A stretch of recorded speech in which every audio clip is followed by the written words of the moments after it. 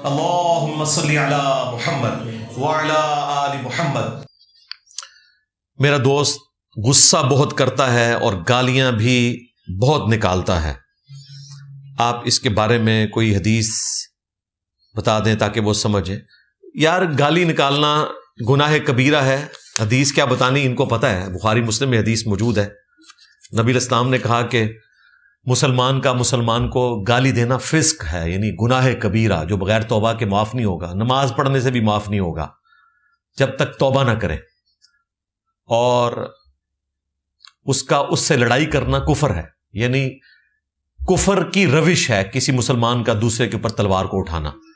تو اللہ کرے کہ وہ باز آئے۔ اب اس غصے کو کنٹرول کرنے کا مدنی طریقہ آپ کو بتا دیتا ہوں میں جی۔ پہلی بات یہ ہے کہ جب غصہ آئے نا تو آپ نے اپنی زبان سے کچھ نہیں نکالنا، باقی اشاروں سے جو آپ نے کرنا ہے وہ کر لیں، زبان کو کنٹرول رکھیں، کیونکہ آگے کوئی ٹارزن ہوا نا تو وہ آپ کا کچومر نکال دے گا، اس لیے زبان آپ نے نہیں کھولنی، پہلا نسخہ۔ نمبر 2، فوراً سے پہلے وہ جگہ چھوڑ دیں جہاں آپ کھڑے ہوئے، وہاں پہ آپ زیادہ دیر آپ کھڑے نہ رہیں، فوراً وہاں سے نکلیں۔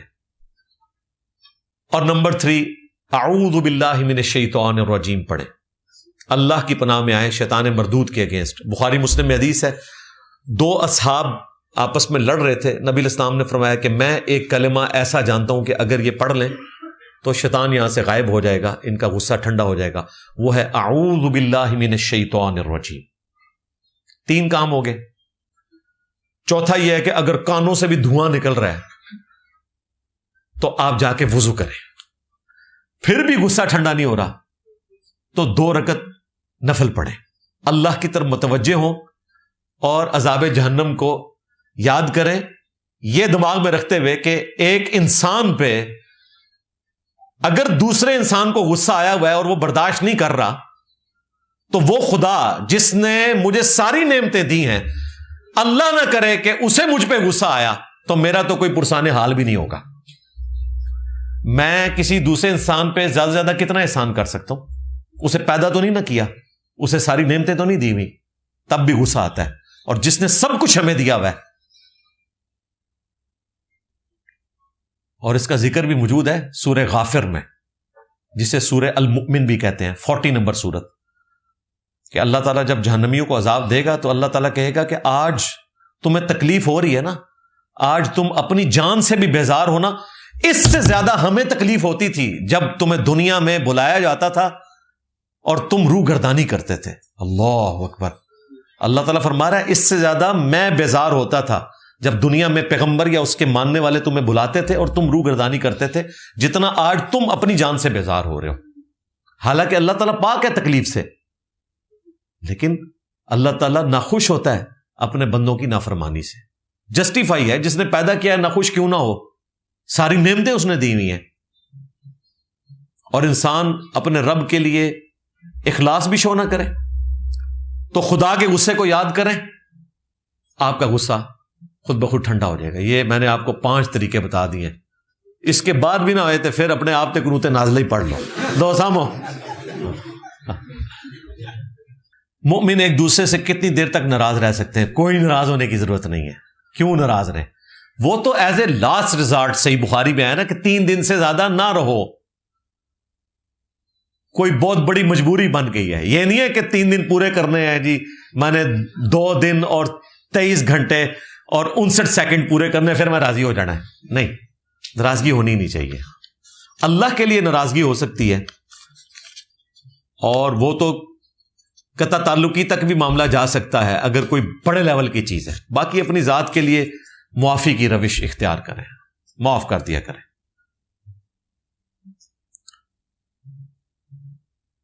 کیا عیسیٰ علیہ السلام بھی یہودی النسل ہیں؟ جی ظاہر ہے، بنی اسرائیل ہیں، رسولاً الی بنی اسرائیل، رسول ہیں بنی اسرائیل کی طرف، اور بنی اسرائیل میں سے ہی تھے، اس کے باوجود یہودی علماء نے انہیں قبول نہیں کیا۔ ہاں، ہمارے محبوب علیہ السلام جو ہیں وہ بنی اسرائیل میں سے نہیں ہیں، وہ بنو اسماعیل میں سے ہیں۔ آپ دیکھیں، ہمارے جب نبی آئے ہیں علیہ السلام صلی اللہ علیہ وآلہ وسلم، ان کا انکار کیا کہ یہ بنی اسرائیل میں سے نہیں، اور جب بنی اسرائیل میں سے پیغمبر آئے تھے यस्सु मसीह, ईसा इब्ने मरियम, वहां पे उन्होंने नया बहाना बना दिया कि ये तो वो शख्स ही नहीं है जिसकी प्रोफेसीज हमारी किताबों में मौजूद थी। तो दिल बेईमान ते उजता टेर। कुरान में दुनिया से बेरगबती का उसूल देखकर ऐसा लगता है कि कोई जरूरत नहीं गैर मुस्लिम ममालिक में जाकर कमाने की। पाकिस्तान में ज्यादा दीन से रगबत और ज्यादा कमाने की ख्वाहिश ना हो। जी, अल्लाह ताला आपको कामयाब करें, हम भी दुआ करते हैं, आप लोग भी दुआ करें, बड़ी अच्छी बात है। लेकिन ये याद रखिएगा कि रोटी जो है ना वो छठा फर्ज है इस्लाम का। हाँ, फकर जो है वो बेदीनियत की तरफ ले जाता है।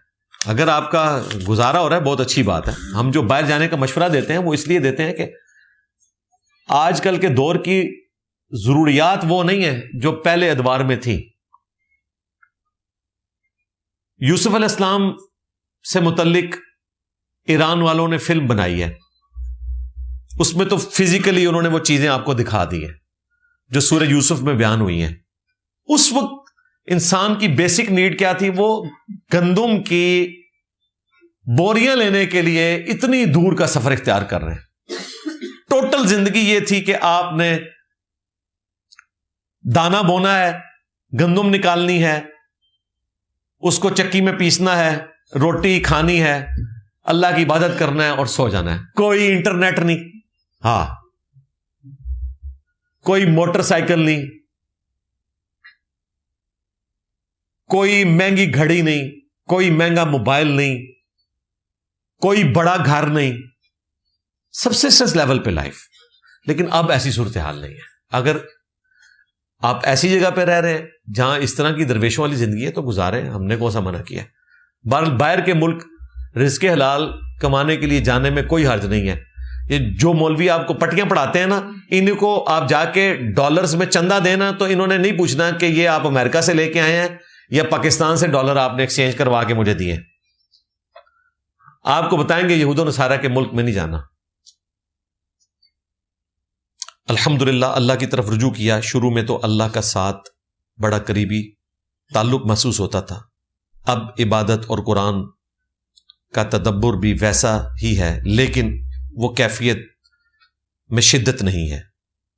जी, साहबा किराम के साथ भी यही हुआ, कोई टेंशन वाली बात नहीं है। वो सही मुस्लिम में हदीस नहीं है जो एक सहाबी ने कहा था,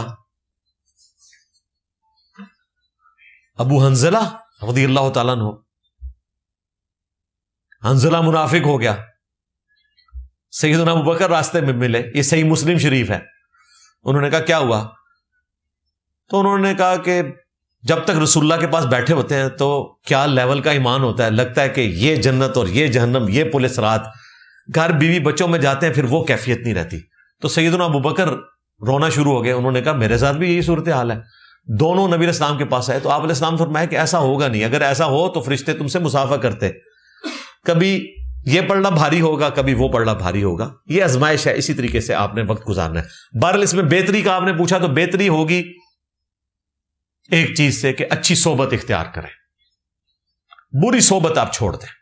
जब आप बैठेंगे ही दुनियादारों में, बल्कि ऐसे लोगों में जो दुनिया के कुत्ते बन चुके हैं, जो खुदा को सीरियस नहीं लेते, आखिरत को सीरियस नहीं लेते, तो फिर आप छोड़ दें कि आप आखिरत ओरिएंटेड होंगे। कोई स्विच नहीं ऑन हो जाएगा, 5 वक्त नमाज पढ़ने के लिए आप आ रहे हैं तो आते स्विच ऑन हो जाएगा और आप गॉड ओरिएंटेड हो जाएंगे, और वो भी आप आके आखिरी रकत में मिल रहे हैं।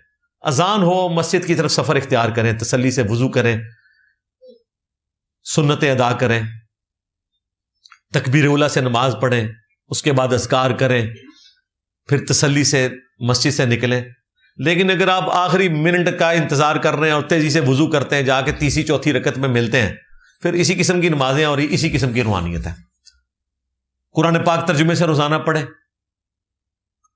और उसमें बोरियत हो तो बीवी बच्चों में बैठ के, माँ बाप के साथ बैठ के एक टाइम मखसूस कर लें, खा वो मगरिब के बाद हो, इशा के बाद हो, जो आपको सूट करता है। एक सफ़ा कुरान का पढ़ें और आपस में डिस्कशन करें। और अच्छी सोबत आजकल बड़ी आसानी से अवेलेबल है यूट्यूब के ऊपर। मैं नहीं कहता कि आप हर वक्त कुरान लेक्चर ही देखें, नेशनल ज्योग्राफी की वीडियोस देखें, खुदा की कुदरत देखें, اینیمل پلانٹ زبردست چینل ہے، وہ دیکھیں آپ. اس قسم کے جو چینلز ہیں جن پہ اتنی محنت کی ہے گوروں نے اور آپ کے سامنے اللہ کی قدرتیں رکھ دی ہیں، وہ دیکھیں، اپنے آپ کو مصروف رکھیں. اگر والدین دنیاوی معاملات میں کوئی کام کہیں جس سے کوئی بظاہر نقصان بھی نہ ہو مگر میں حسن سلوک کے دائرے میں رہتے ہوئے اختلاف کروں تو کیا یہ ناپسندیدہ ہوگا؟ یہ تو تھیوریٹیکل بات ہے نا، کوئی پریکٹیکل مثال آپ نے رکھتے تو میں جواب دیتا. یہ جس کی پرچی ہے وہ مجھے بتائے کون سا ایسا مسئلہ ہے، وہ سامنے رکھے. ہاں جی، ایک ہی دی ہے پرچی جی. ہاں جی، جیسے وہ مجھے کہتے ہیں کہ آپ ٹھیک ہے سلوان، میرا کمفرٹیبل فیل ہوتا ہے سلوان، وہ کہتے ہیں کچھ کبھی پہن دیا کرو لیکن پینٹ شرٹ بھی کہیں پہ جانے کے لیے ایک دنیاوی معاملہ ہے. یا پھر میں کہتا ہوں کہ ٹھیک ہے، وہ کہتے ہیں داڑھی رکھو لیکن لمبی داڑھی، لمبی آپ کی ہونی بھی نہیں، بے فکر رہیں. دیکھ لیں میری 48+ ہے، میرے کئی بال مٹھی سے زیادہ ہے، میں نے آج تک ایک بال بھی کبھی نہیں کاٹا، سچی داڑھی ہے. نبی اسلام کی بھی مٹھی سے زیادہ نہیں بڑی، وہ اتنی بھی نہیں ہونی آپ کی، اتنی. ان کو کہیں جی ہمارے استاد نے بتایا اتنی بھی نہیں ہوگی، جب ہوگی اس وقت تک انشاءاللہ آپ کے لیے حالات فیوریبل ہو چکے ہوں گے. پھر ہاں باقی جو نہیں، بال وغیرہ بڑھانے کی ضرورت نہیں ہے انہوں نے. ہاں نہیں، اختلاف نہیں، بال نہ بڑھائیں آپ، بس داڑھی فرض ہے، بال بڑھانا کوئی ضروری چیز نہیں ہے، یہ سنت عمل ہے. ٹھیک ہے. اور باقی جو آپ نے کہا وہ پینٹ شرٹ والا معاملہ، تو میں بھی آپ کو یہ مشورہ دوں گا کہ پینٹ شرٹ پہنا کریں. میں تو یہ مشورہ دوں گا، یہ کوئی غیر اسلامی لباس نہیں ہے اللہ کے بندو. یورپ امریکہ میں تو پینٹ کے بغیر آپ ٹھنڈ روک ہی نہیں سکتے. ہاں آپ پینٹ پہنے، اوپر شرٹ جو ہے وہ بڑے والی پہن لیں، تو یہ کوئی ایسا مسئلہ نہیں ہے. میں نے نہیں پہنی پینٹ کبھی. NCC میں نے FSC لیول پہ وہ جو اس زمانے میں ہوتی تھی ٹریننگ فوجیوں والی، پتہ نہیں آج کل ہو رہی ہے کہ نہیں، اس زمانے میں نے کوئی چند دن کے لیے پہنی ہے، اور اس زمانے میں ٹھیک ہے وہ معاملات چلتے تھے. لیکن اب تو اسکول کالج کی ڈریسنگ میں یہ چیز آ چکی ہے، تو اس لیے پینٹ ضرور پہنے. میں تو اس کو پریفر کرتا ہوں. بعض معاملات میں تو زیادہ کمفرٹیبل لباس ہو جاتا ہے شلوار قمیض سے پینٹ شرٹ، جو لوگ اس کو مینج کر سکتے ہیں. لہٰذا اس میں تو میں ان کے ساتھ ہوں. باقی اگر آپ نہیں کرنا چاہتے تو اس میں کوئی گناہگاری والا معاملہ نہیں ہے، لیکن چونکہ ان کا مشورہ ٹھیک ہے تو اس لیے میں تو ان کے ساتھ ہوں. کیسے پتہ لگایا جائے کہ میں ریاکاری کا شکار ہو رہا ہوں کہ نہیں؟ یہ دل کی کیفیت آپ خود ہی بتا سکتے ہیں. اگر تو آپ کوئی نیک عمل اس لیے کر رہے ہیں کہ لوگ آپ کی تعریف کریں تو پھر تو ریاکاری ہے. اور اگر آپ اللہ کے لیے کر رہے ہیں، خام خواہ کسی نے تعریف کر دی اور وہ آپ کو اچھی بھی لگی، اس سے ریاکاری نہیں ہوگی. وہ صحیح مسلم حدیث ہے، ایک صحابی نے کہا یا رسول اللہ، بعض اوقات ہماری خواہش نہیں ہوتی کہ لوگ ہمیں اچھا کہیں لیکن پھر بھی لوگ تعریف کر دیتے ہیں. تو آپ نے فرمایا مومن کے لیے دنیا میں یہ اللہ کا انعام ہے، لیکن تعریف کروانے کے لیے کوئی عمل نہ کریں. آپ مجھ سے زیادہ کون پل صراط کے اوپر بیٹھا ہوا ہے، گالیاں بھی مجھے تھوک کے حساب سے پڑتی ہیں اور تعریف کرنے والے بھی کس لیول پہ ہیں. تو میرے لیے تو بڑی آزمائش ہوتی ہے، لیکن میں کبھی خواہش اس کی نہیں کرتا ہوں. جب کوئی تعریف کرتا ہے میں لا حول ولا قوت الا باللہ پڑھتا ہوں، یہ اسماء اعظم میں سے ہے. ٹھیک ہے. اور میں اللہ کے حضور دعا کرتا ہوں کہ اللہ تعالیٰ ختم نبوت صلی اللہ علیہ وآلہ وسلم کی اس مبارک دعوت کو آگے چلائے. ٹھیک ہے. خوشی ہوتی ہے، خوشی ہونا ریاکاری نہیں ہے. وہ صحیح مسلم کی حدیث میں نے آپ کو بتا دی کہ اگر کوئی آپ کی تعریف کرے اچھے کام پہ تو یہ اللہ کی طرف سے انعام ہے. آپ خواہش نہ رکھیں. ٹھیک ہو گیا؟ کیا AI سے قرآن سیکھ سکتے ہیں، یعنی ترجمہ؟ ہاں، وہ ترجمہ جو علماء نے کیا ہوا ہے. آپ دیکھتے ہیں کہ ہم اپنی ویڈیوز میں قرآن پاک کی صرف عربی لگاتے ہیں، ترجمہ نہیں لگاتے، اور ریفر کرتے ہیں کہ جو آپ کو بہتر لگتا ہے وہ آپ کر لیں. ہم با محاورہ بیان کر دیتے ہیں. اور حدیثیں بھی ہم عربی اور ترجمے کے ساتھ PDF لگاتے ہیں، یونیکوڈ میں نہیں لگاتے، اس میں غلطی کے چانس ہیں. PDF جو ہے وہ کئی علماء نے پروف ریڈنگ کی ہوئی ہوتی ہے، کتابیں پھر پرنٹ ہوتی ہیں، تو وہ پرنٹڈ کتابوں کا PDF ہوتا ہے، اس میں غلطی کے چانس نہیں ہوتے. لیکن اگر آپ ویسے AI کے تھرو کوئی حدیث یا آیت اٹھاتے ہیں، بعض اوقات چانسز ہوتے ہیں. اسلام 360 میں یونیکوڈ انہوں نے دارالسلام والوں سے ہی حاصل کیا ہے، لیکن بعض اوقات ٹائپنگ کی وجہ سے یا کسی اور مسئلے کی وجہ سے کوئی آگے پیچھے ہو سکتا ہے. اس لیے آپ PDF بکس کو فالو کریں. تو قرآن پاک کا ترجمہ اویلیبل ہے نا بھائی مارکیٹ میں. آپ میں سے اگر کوئی افورڈ نہیں کر سکتا، ہم اکیڈمی سے فری قرآن کا ترجمہ دیتے ہیں. آپ جتنے لوگ یہاں 200-250 لوگ بیٹھے ہوئے ہیں، آپ میں سے جو افورڈ نہیں کر سکتا، یہ نہ ہو کہ ادھر سے نکل کے جا کے وہ KFC پہ بیٹھ جائے اور قرآن کا ترجمہ وہ افورڈ نہیں کر سکتا، اس کے لیے نہیں بات کر رہا. اور کوئی خریدنا بھی چاہے تو 300 روپے ہدیہ رکھا ہوا ہے، چھوٹے سائز کے قرآن پاک ترجمے والا فتح محمد جلندری صاحب کا، اور جو بڑے سائز کا 500 روپیہ. آج کل کے دور میں کیا یہ رقم ہے؟ تو وہ سیکھنے کے اعتبار سے سافٹ ویئر جو ہیں آپ ضرور استعمال کریں، لیکن ترجمے کے لیے PDF بھی سامنے رکھیں. باقی AI بڑی زبردست چیز ہے. جو حوالہ ڈھونڈنے میں پرانے بزرگان دین کو ہفتوں لگتے تھے، AI کو ہفتے نہیں لگتے، دن بھی نہیں لگتے، گھنٹے بھی نہیں لگتے، منٹ بھی نہیں لگتے، سیکنڈز، شاید 1 سیکنڈ کے بھی کتنے حصے میں وہ حدیث ڈھونڈتے تھے. ایون آپ کوئی ملتے جلتے الفاظ لکھیں وہ آپ کو حدیث بتا دے گا کس کتاب میں، یہ پورا ریفرنس نیچے آ جائے گا. تو مدد لیں، اس کے بعد اوریجنل کتاب یا قرآن پاک اوریجنل کھول کے اس سے ویریفائی کر لیں. میں نے اپنی پاس والی مسجد کے امام صاحب کو شیخ عبد القادر جیلانی کو مدد کے لیے پکارنے سے سنا ہے. میں نے اپنے پاس والی مسجد کے امام صاحب کو شیخ عبد القادر جیلانی کو مدد کے لیے پکارتے ہوئے سنا ہے. کیا میری ان کے پیچھے نماز ہو جائے گی؟ جی بالکل نماز نہیں ہوگی. اگر یہ نماز میں یا شیخ عبد القادر جیلانی المدد کہیں تو نہ پڑھیے گا. اگر نماز کے بعد کہتے ہیں تو کے لینا دینا. ہاں دیکھ لیں، نماز کو اللہ نے محفوظ رکھا ہوا ہے. نماز میں کوئی شرک داخل نہیں کر سکتا. نماز میں سب پڑھتے ہیں ایاک نعبد و ایاک نستعین. تو جس دن نماز کے اندر انہوں نے کوئی گڑبڑ شروع کی نا تو پھر آپ بے شک نہ پڑھیے گا. البتہ اگر آپ کا دل نہیں مانتا تو جو موحدین ہیں ان کے پیچھے جا کے پڑھیں.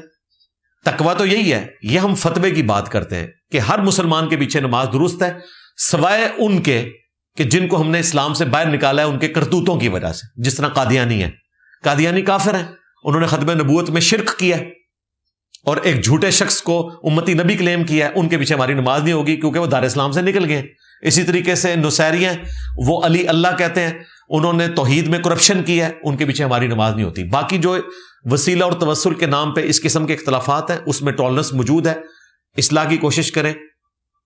میری آپ ویڈیو دیکھ لیں شرک والے امام کے پیچھے نماز، اس میں نے تفصیلاً یہ مقدمہ بیان کیا ہے.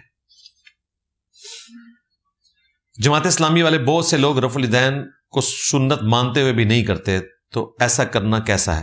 غلط ہے جی، ان کو کرنا چاہیے. اب تو جماعت اسلامی میں میجارٹی لوگ رفع الیدین کرنا شروع ہو گئے ہیں. پہلے مودودی صاحب کی حکمت یہ تھی کہ ہم نے حنفیوں کو قریب کرنا ہے، لیکن اللہ کا شکر ہے کہ ہم نے لوگوں کو بتایا کہ انہوں نے آپ کے قریب کوئی نہیں ہونا، انہوں نے آپ کی ایک بات پکڑ کے آپ کو 0 سے ملٹیپلائی کر دینا ہے. تو آپ کیوں اپنا چہرہ جو ہے وہ چپیڑے مار کے سرخ کرتے ہیں؟ آپ اس شخص کو مانیں جس کی قبر مدینے میں ہے صلی اللہ علیہ وآلہ وسلم.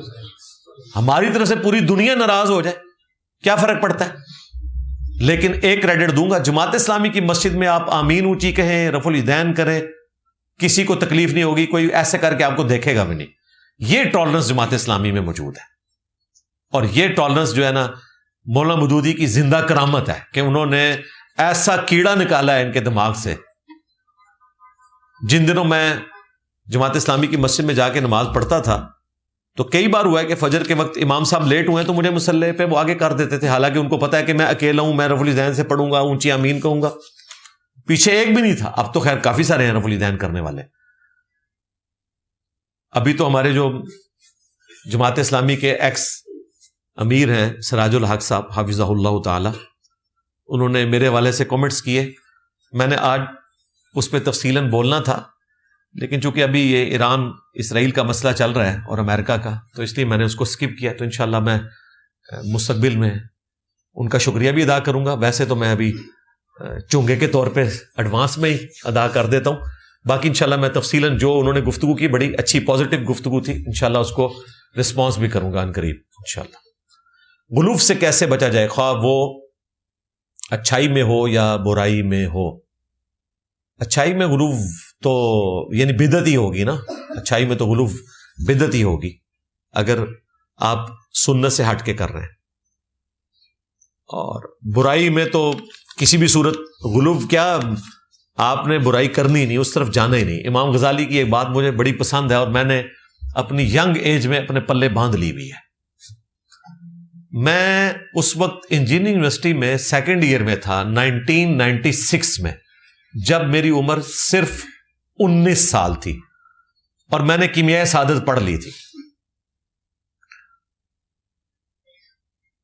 منہاج العابدین ان کی زندگی کی سب سے سمجھ لیں زبردست کتاب، ماسٹر پیس، وہ پڑھ لی تھی. مکاشفۃ القروب. امام غزالی کی مجھے یہ بات پسند ہے کہ ان کی تصوف میں پیری مریدی کوئی نہیں ہے. ہر بندہ اپنے خدا کے ساتھ تعلق قائم کر سکتا ہے، وہی جو حضرت مارٹن لوتھر نے کیا تھا. اگرچہ اس میں گمراہی تھی مارٹن لوتھر میں، امام غزالی میں بھی کچھ چیزیں خراب تھیں، لیکن یہ ان کی پازیٹو چیز ہے کہ انہوں نے بزرگ بابے بیچ میں سے نکال دیے. بزرگ بابوں کے واقعات ضرور لکھتے ہیں، لیکن وہ ہر بندے کو کہتے ہیں کہ تمہیں اپنے رب تک پہنچنے کے لیے کسی بابے کی ضرورت نہیں ہے، تم قرآن کو فالو کرو، سنت کو فالو کرو. یہ ان کی خوبی ہے، اور میں آج بھی دل سے رسپیکٹ کرتا ہوں اس حوالے سے امام محمد غزالی کی. ایون عبد القادر جیلانی ان کی بڑی رسپیکٹ کرتے تھے، کیونکہ عبد القادر جیلانی ان کے بعد ہوئے ہیں. 505 ہجری میں امام غزالی فوت ہو گئے، عبد القادر جیلانی فوت ہوئے ہیں 561 ہجری میں. تو یعنی امام غزالی کی وفات کے 50 سال بعد تک زندہ رہے ہیں، کیونکہ لمبی عمر پائی ہے. عبد القادر جیلانی کی 90 ایئرز ایج ہوئی ہے. 471 میں پیدا ہوئے اور 561 میں وہ فوت ہوئے ہجری کے اعتبار سے. تو امام غزالی نے بڑی اچھی بات کی ہے. وہ کہتے ہیں کہ اگر تم زیادہ نیکیاں نہیں کر سکتے تو کوئی ایشو نہیں ہے، فرائض پہ پابندی رکھو اور گناہوں سے بچ جاؤ بس. اس کے پیچھے ریزن یہ ہے، وہ کہتے ہیں کہ جس طرح ایک پانی کا تالاب ہوتا ہے نا، اس میں اگر گٹر کا پانی مکس ہو جائے، گندگی آ کے شامل ہو جائے، تو وہ سارے پانی کو خراب کر دے گی، چاہے تھوڑا ہو چاہے زیادہ ہو. جب مسلسل گندا پانی آتا رہے گا، اس کی بجائے اگر تمہارے پاس تھوڑا سا پانی ہو لیکن اس میں گندا پانی شامل نہ ہو تو وہ تھوڑا بھی صاف ستھرا رہے گا. اور وہ کہتے ہیں یہ گندے پانی کی مثال گناہوں کی ہے. تمہارے پاس نیکیاں تھوڑی ہو کوئی مسئلہ نہیں ہے، بس گناہوں کا گندا پانی اس میں نہیں جانا چاہیے. تو زیادہ ایفرٹ پٹ کرو گناہوں سے بچنے پہ، بجائے یہ کہ میں تہجد پڑھوں، میں اشراق پڑھوں، میں روزانہ اتنے پارے پڑھ لوں. یہ سیکنڈری چیز ہے. پابندی رکھنی ہے فرض پہ، اس پہ تو زیرو ٹالرنس ہے نا. فرض کے بغیر تو آپ کی کوئی عبادت ہی قبول نہیں ہے نا. 5 وقت کی نماز، فرض روزہ، فرض زکوٰۃ، اور اگر استطاعت ہے تو فرض حج. باقی جتنی نفلی عبادتیں ہیں ان پہ کوئی ایفرٹ پٹ کرنے کی ضرورت نہیں ہے. ایفرٹ پٹ کریں کہ آپ نے گناہ نہیں کرنا، گناہوں سے بچنا ہے، رزق حرام سے بچنا ہے، جھوٹ، غیبت، گالی، بدنگاہی، ان ساری چیزوں سے بچنے کی کوشش کریں. تو یہ آپ پلے باندھ لیں. بیماری سے لے کر مرنے، جنازے اور قبر میں دفنانے تک کے تمام مسائل پر ایک مکمل ویڈیو ریکارڈ کروا دیں. یہ ساری چیزیں ریکارڈ ہیں بھائی، مختلف انداز میں ریکارڈ ہیں. اور جنازے کے اوپر الگ سے میری ویڈیو ہے. جب تقی عثمانی صاحب نے اپنے بھائی کے جنازے میں سورہ فاتحہ پڑھ دی تھی، سانو جناب سنا دے مگر لایا آپ سورہ فاتحہ پڑھ رہے، اپنے بھرا دے جنازے تھے. اور جب ہم کہتے تھے فاتحہ پڑھیں تو یہ کہتے تھے کہ جناب حنفیوں کے نزدیک فاتحہ کوئی نہیں ہے. ہر نماز میں سورہ فاتحہ ہے. کون سی نماز ہے جس میں سورہ فاتحہ نہیں ہے بھائی؟ نماز جنازہ بھی ایک نماز ہے، اس میں بھی سورہ فاتحہ ہے. اور دفنانے کے پوائنٹ آف ویو سے بھی میں نے ڈسکشن کی ہوئی ہے. قبروں پہ پھول ڈالنا، جو چیزیں ہمارے معاشرے میں ہیں اس پہ ڈسکشن کی ہوئی ہے. باقی میں نے یہ آپ کا مشورہ رکھ لیا ہے، کبھی کوئی پوڈ کاسٹ مستقبل میں ہوئی تو ہم اسپیشلی اسی ٹاپک کو ہی پوڈ کاسٹ کے طور پر.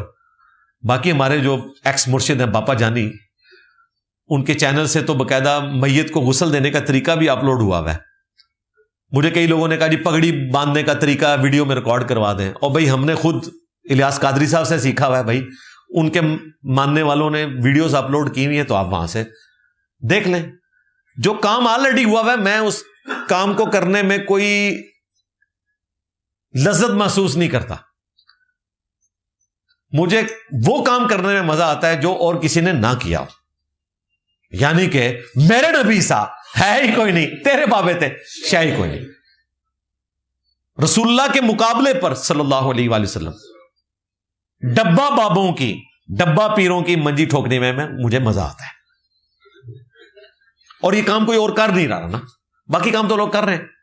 لوگ کہتے ہیں جی اپنی آواز میں آپ قرآن پاک کی قرات ریکارڈ کروا دیں, اچھی بات ہے, اچھی خواہش ہے, شاید کبھی میری بھی تھی, اب بھی ہے, لیکن میں کہتا ہوں بہت اچھا کام کیا ہوا ہے مشاری راشد نے, سعود بن ابراہیم الشریم نے, اسی طریقے سے سعد الغامدی نے, یہ بڑے بڑے قاری ہیں, یہ آلریڈی کام ہوا ہوا ہے.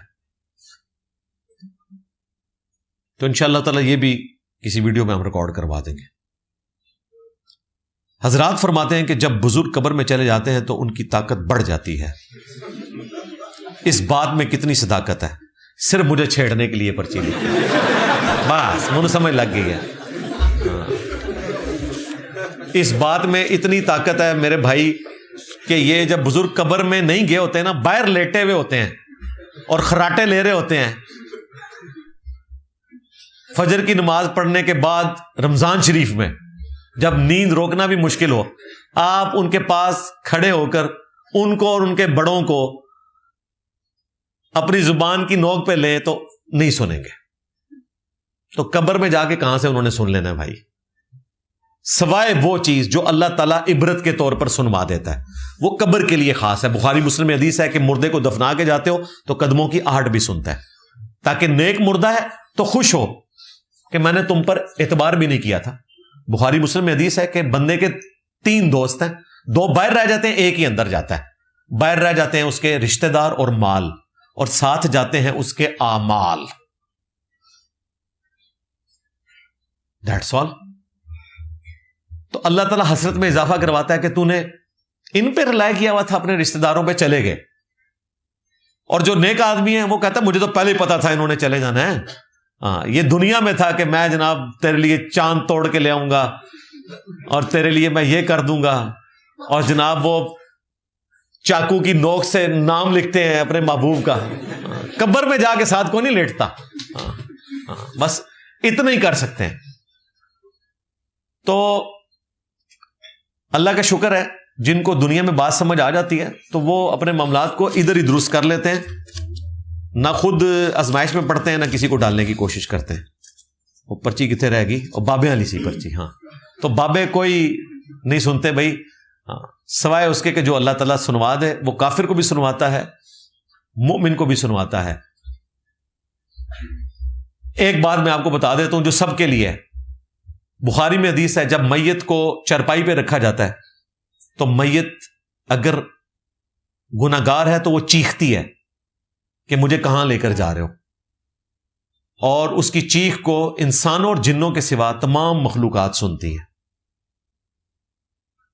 اگر یہ سن لیں تو بے ہوش ہو جائے. اور نیک میت جو ہے وہ بھی کلام کرتی ہے, وہ کہتی ہے مجھے جلدی جلدی میری قبر کی طرف لے جاؤ. وہ انتظار میں ہوتی ہے کہ میں اب اگلے مرحلے کو طے کروں. تو بزرگان دین سنتے ہیں یا نہیں ہیں, بولتے تو ہیں نا, یہ حدیث ہے نا. اور قبر میں جا کے نہیں, قبر سے باہر. اے ہوں ہی میرے دماغ چ آیا, میت کو جب آپ چرپائی پہ رکھتے ہیں تو بھائی یہ جتنے بابے فوت ہوئے ہیں ان کی کوئی آڈیو ریکارڈ کریں, فوت ہونے کے بعد ہمیں سنائیں. بخاری میں جب لکھا ہوا ہے کہ ساری میتیں بولتی ہیں تو یہ بھی بولتے ہوں گے. کسی کی کوئی ریکارڈنگ ہے تو آپ سنوا دیں. اندر جا کے لاشیں سلامت رہتی ہیں. میں نے کہا تھا اندر چھوڑ دیں, باہر عیدی والوں کے پاس کیوں رکھوائی ہوتی ہیں؟ جون جولائی میں کوئی بھی بابا فوت ہو اس کی لاش کو 1 ہفتے کے لیے چوک میں رکھ دیں دھوپ میں, پتہ چل جائے گا ولی اللہ ہے کہ نہیں. اس طرح کوئی ولی نہیں ہوتا بھائی. لاش میں تعفن پھیلنا ہی پھیلنا ہے. بخاری میں حدیث موجود ہے سیدنا ابوبکر سے جب اما عائشہ نے ریکویسٹ کی کہ آپ کو کفن دیں تو انہوں نے کہا مجھے میرے انہی کپڑوں میں دفن کرنا, کیونکہ مرنے کے بعد تو گلی سڑی ہڈیوں اور پیپ کا مسکن بننا ہے ان کپڑوں نے. نئے کپڑے جو ہیں وہ زندہ بندوں کی ضرورت ہے. حالانکہ ہمارا عقیدہ ہے خلفائے راشدین کی ایٹ لیسٹ قبریں تو ان میں ان کی لاشیں سلامت ہوں گی, لیکن حضرت ابوبکر نے وہ عقیدہ بتایا جو عمومی ہونا چاہیے. یہاں لوگ عجیب و غریب کہانیاں پیش کرتے رہتے ہیں اور پتہ نہیں کیا سے کیا بنا دیتے ہیں. تو کوئی طاقتہ نہیں بدیاں, طاقتہ مکا چھڑیاں ساڑھے ایک نعرے نے, میرے نبی سا ہے ہی کوئی نہیں, تیرے بابے تھے شاہ ہی کوئی نہیں. میرا نام شاہ جہان ہے, ہمارے بھی بزرگوں کا نام شاہ جہان رہا ہے. ظاہر ہے ہم خاندان عالیہ مغلیہ سے تعلق رکھتے ہیں, بڑا کم پایا ساڑھے بابیا نے بھی. جس کا مطلب ہے دنیا کا بادشاہ, تو کیا میں اپنا نام تبدیل کر سکتا ہوں؟ کوئی مسئلہ نہیں ہے, اس سے آپ بادشاہ نہیں بنیں گے. میں بھی کر رہے ہیں. ہاں, نام میں کوئی ایسا تکبر والی بات نہیں. ہاں, کوئی ایسی بات نہیں بھائی, رکھے نام, کوئی مسئلہ نہیں ہے. یار سب سے بہتر نام جو ہے وہ محمد ہے صلی اللہ علیہ وآلہ وسلم, جس کا مطلب ہے جس کی تعریف کی جائے. تو تکبر تو اس میں بھی آ سکتا ہے. ہم تینوں بھائیوں کا نام محمد ہے. ہم 3 بھائی ہیں, ہماری کوئی سسٹر نہیں ہے. تینوں بھائیوں کا نام محمد ہے. میرا نام محمد ہے, علی تو سب کانٹیننٹ کی وجہ سے ساتھ رکھا ہوا ہے نا پکارنے کے لیے, کیونکہ یہاں پہ ایک نام ساتھ رکھنا پڑتا ہے. تو تینوں بھائیوں کا نام محمد ہے, ساتھ جوڑا ہوا ہے, محمد علی, محمد شعیب, محمد حسان. بلکہ اس کے ساتھ تو والد صاحب نے رضا بھی لگایا ہوا ہے اعلیٰ حضرت کی نسبت سے. ہاں,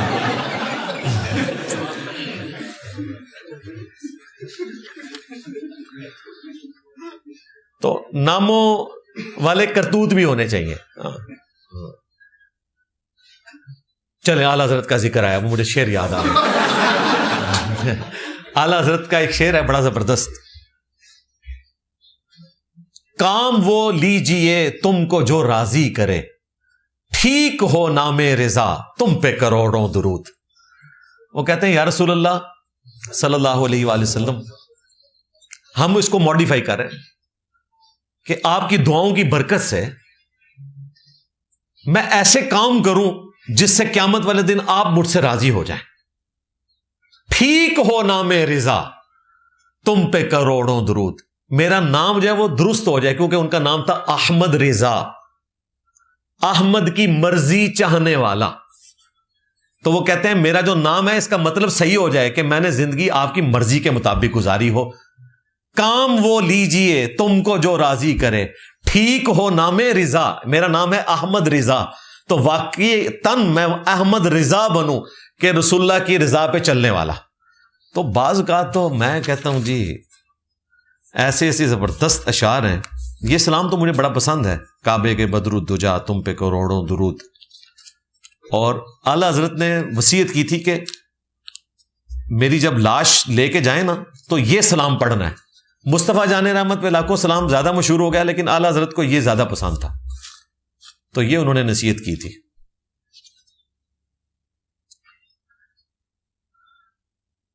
جنت میں یہ کیا لکھا ہوا ہے جی؟ جنس لکھا ہوا ہے. ہاں, کیا مطلب؟ جنڈر یعنی مرد عورت. اچھا, ہاں نہیں مجھے پتا ہے.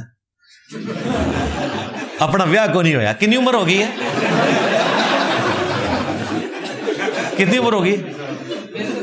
شادی تو کنی ہوئی ہے؟ شادی تو نہیں ہوا. یہ کہتے نہیں, جب ان کو کہتے ہیں شادی کرے, کہتے ہیں ہم دین کے لیے وقف ہیں. 43 عمر ہو گئی, اندازہ کرو. 43 میں دادے ہو کے لوگ مر جاتے تھے. ہاں, آسٹریلیا میں 1884 تک ایوریج لائف 34 سال تھی, آج 84 سال ہے. یہ مونج دڑو اور ہڑپا کی جو تہذیبیں ہیں ان میں جو لاشیں نکلی ہیں نا, ایوریج ایج جو ہے وہ 35 سے 40 ہے. پہلے لوگوں کی اتنی عمریں نہیں ہوتی تھی, کوئی بڑی عمر کا ہوتا تھا, لوگ فوت ہو جاتے تھے. یہ تو بیماریوں پہ قابو پا لیا انسان نے, اللہ تعالیٰ نے میڈیکل سائنس کی ترقی کروائی تو آپ کی ایوریج لائف بڑھنا شروع ہوئی ہے. ادروائز 13-14 سال کی عمر میں شادی ہو جاتی تھی, ٹھیک ہے جی. 25-26 سال کی عمر میں, 27-28 سال کی عمر میں جا کے نانی نانا اور 35 سال کی عمر میں دادی دادا بن گئے ہوئے ہوتے تھے. اپنا پورا جو انہوں نے ایک کنٹریبیوشن کرنا تھا ہیومینٹی کو, وہ کر دیا ہوتا تھا. ٹھیک ہے جی. تو یہ سوال کی طرف واپس آئیں. میں کٹنا کو نہیں شاہ جی. ہاں, جنت میں جنس یعنی کہ جینڈر کیوں ہوگا؟ کیا جنس ایک بشری کمزوری نہیں ہے؟ آپ کو صرف یہ بشری کمزوری نظر آئی ہے؟ جنت میں تو کھانا پینا بھی ہوگا, تو کیا کھانا پینا کمزوری نہیں ہے؟ لو سامو کمزوری ہے نا, لیکن جنت کا کھانا پینا کمزوری کی وجہ سے نہیں ہے, لذت کے لیے. دنیا میں یہ آپ کی کمزوری ہے, کھائیں گے پیئیں گے نہیں تو مر جائیں گے, چاہے آپ غوث وقت ہے, مر جائیں گے. قرآن میں ہے عیسیٰ اور ان کی ماں روٹی کھایا کرتے تھے, عیسیٰ کے جیسا ہے ہی کوئی نہیں، تیرے بابے تھے، شے ہی کوئی نہیں. ہاں اگر وہ روٹی کھاتے تھے تو آپ کو بھی روٹی کھانی پڑے گی. یہ 5 کمزوریاں ہر انسان کے ساتھ اٹیچ ہیں. نمبر 1 روٹی، کھانا پینا. Number 2 toilet. جنت میں ٹوائلٹ کوئی نہیں ہے، ایک ڈکار آئے گا سب کچھ ہضم. نمبر 3 نیند. جنت میں نیند کوئی نہیں ہے. یہ کمزوری اللہ نے اوور کم کروا دی. اور نمبر 4 اتنی بڑی کمزوری کہ انسان کو موت آ جاتی ہے. یہ اتنی بڑی کمزوری انسان کے ساتھ اٹیچ ہے جس کی وجہ سے انسان اللہ تعالیٰ کا محتاج ہے. ورنہ اگر انسان کو موت نہ آنی ہو نا، اور انسان کبھی بدحال نہ ہو، پھر انسان مرضی کی زندگی گزارے.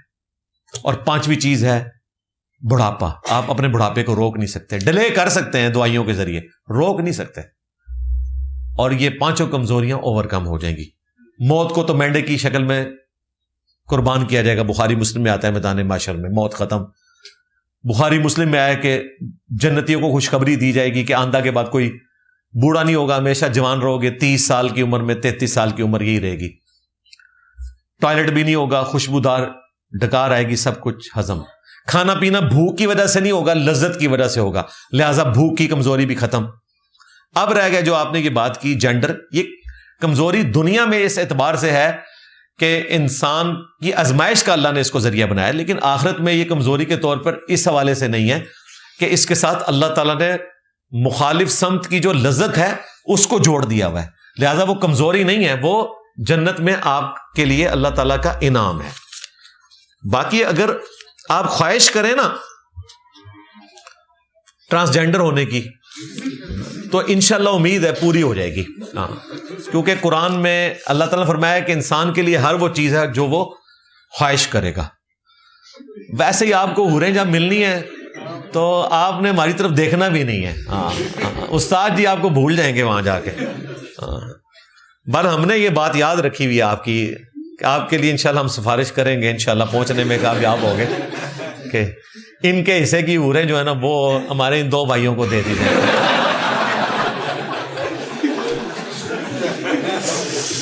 شاہ جی تسی صبر ہی کرو. پھر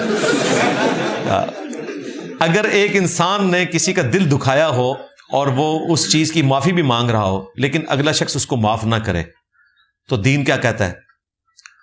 دین یہ کہتا ہے کہ آپ نے بس اپنا فرض ادا کیا، اب قیامت والے دن اللہ تعالیٰ اس کو آپ سے راضی کرے گا. بہرحال کوشش کریں، ابھی بھی کوشش. پھر وہ اکڑ والی کوشش نہیں ہونی چاہیے، وہ پھر ڈاؤن ٹو ارتھ والی.